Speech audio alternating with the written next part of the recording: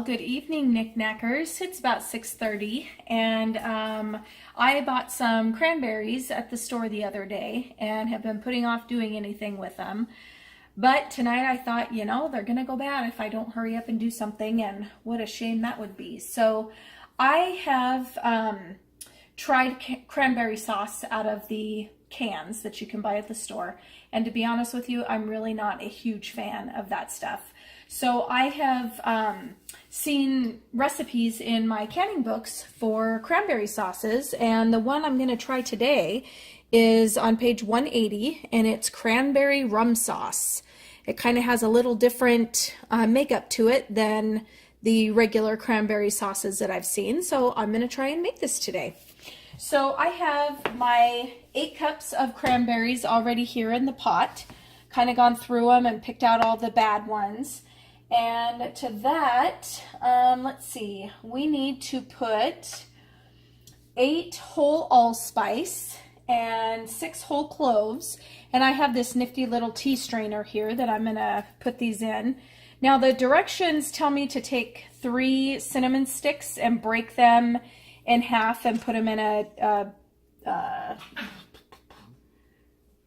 cheesecloth. Sorry, had a brain fart there. Cheesecloth, but I'm not going to waste a cheesecloth. I don't see any reason why I can't just throw that in with the cranberries. I'll throw in my tea strainer there. And let's see, we're going to combine the sugar, which is 2 cups of sugar, and the water, which is 1.5 cups of water that I've already pre-measured out here. I'm going to pour that in, and the spice bag, and we're going to bring to a boil. So once that's to a boil, we'll bring it back and we'll move on to the next step. All right, so I read the directions wrong, and I actually wasn't supposed to start off with my cranberries in the pot, but I've watched so many YouTube videos that I automatically started out with that. So I am now adding the cranberries to the pot and my apples, which I've had soaking in lemon water over here so they don't turn brown.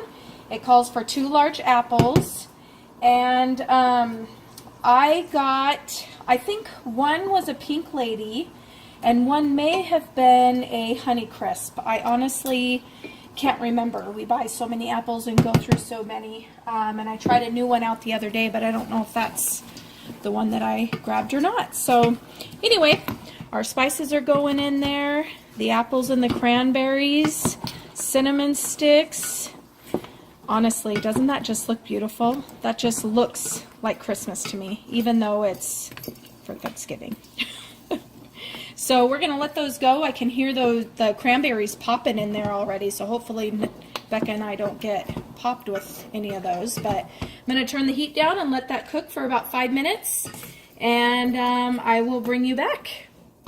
Right, so I have removed the cinnamon sticks and the spices, and now it says to mash with a potato masher. So I'm just going to go around here and we're going to mash our berries, and then once we get all the berries, and I'd imagine even some of those apples will mash. I can feel some of them. They're still kind of, but they've been cooking for about 5 minutes. And you can see how thick it is. So when it cools down, it's going to be even thicker. It'll fill those jars nicely and kind of have that same gel consistency that you're going to get out of the store-bought, but hopefully with a little bit more flavor. We'll be finding out. I can tell you that it smells delicious. Those spices are coming through nice, and the apples, you can even smell those as they're cooking in here with the cranberries. It smells like heaven.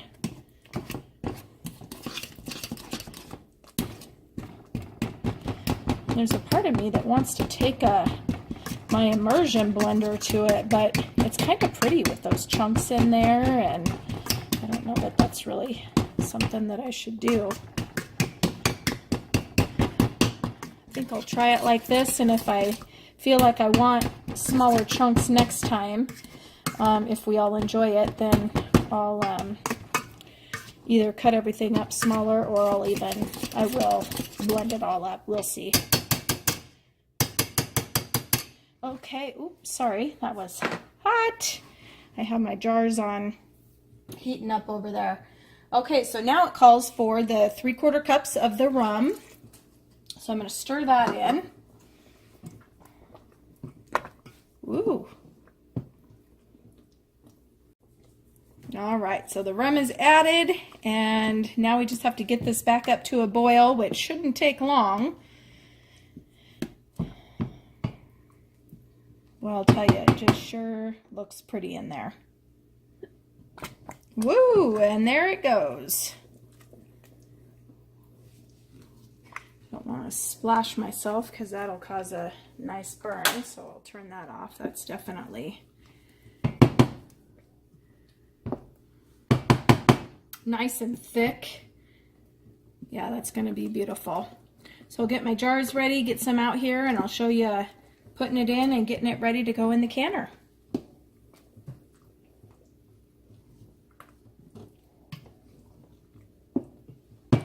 Done. All right, have nice and hot jars.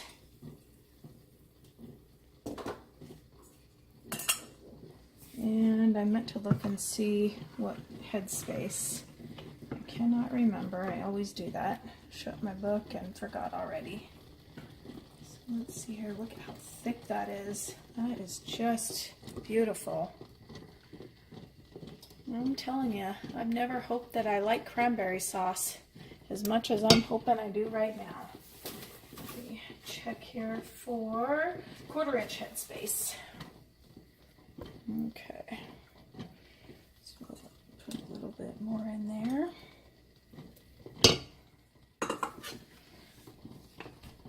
Get the air bubbles out.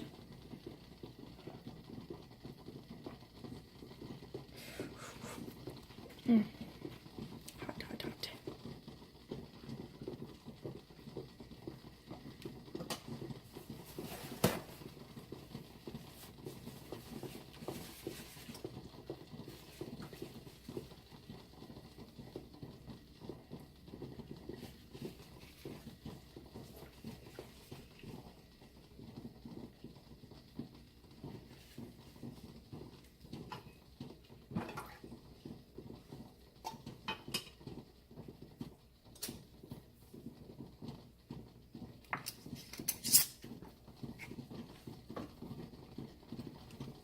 Alright, and I don't know if that's gonna come out or not, the color, but it's a beautiful cranberry color.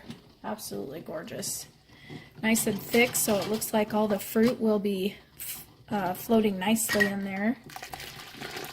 Not all at the top, kind of dispersed throughout, which is always our goal. Not that we always get it, but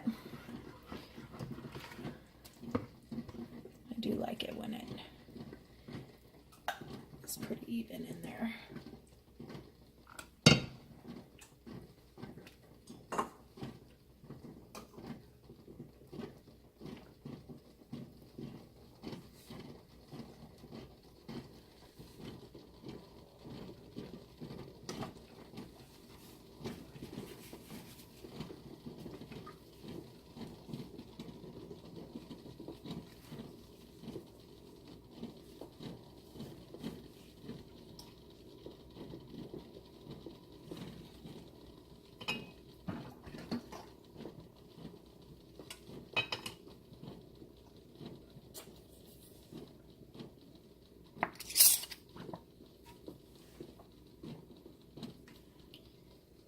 Alright, so there we go.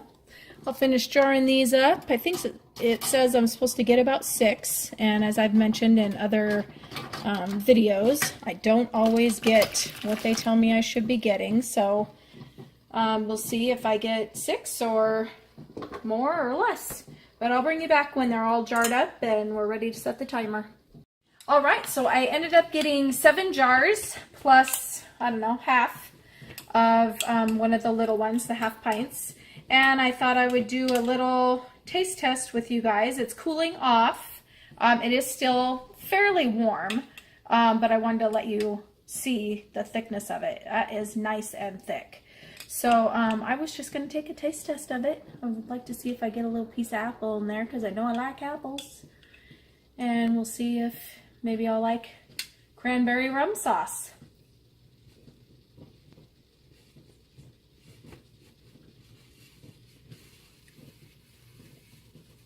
It's sweet, but it's got that cranberry tartness. The apple taste doesn't really come through the way that I thought it was going to. Let me turn that down a little bit. You're definitely boiling. But that's tasty. I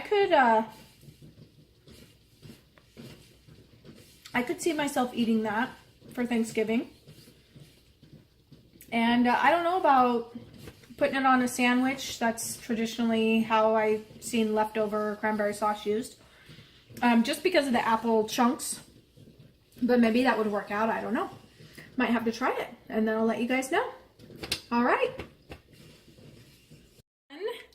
It canned for 20 minutes for our altitude. We added 5 minutes to the processing time from what was in the book because we're above 1,000 feet. You can see that fruit in there is nicely dispersed throughout the jar. Take that out and we'll let those sit for 24 hours. I was going to tell you guys in the tasting, when I showed you the tasting, afterwards there was kind of a gnarly aftertaste to it. And in talking with Becca, I'm almost wondering if that was the rum. I'll have to go and have a taste of the rum. I'm really not I really don't drink much alcohol, and so I know that cranberries kind of have an off aftertaste as well, but this was quite a bit more significant than what I'm used to, so it's possible it was the rum. But anyway, I think that'll be a nice little addition to the pantry, and who knows, maybe somebody in the family will absolutely love it and it'll make a great Christmas gift. We'll see. But for now, they're there, and I'll put them in with my pantry and we'll enjoy them. And anyway, thanks for watching. Have a great day. Bye.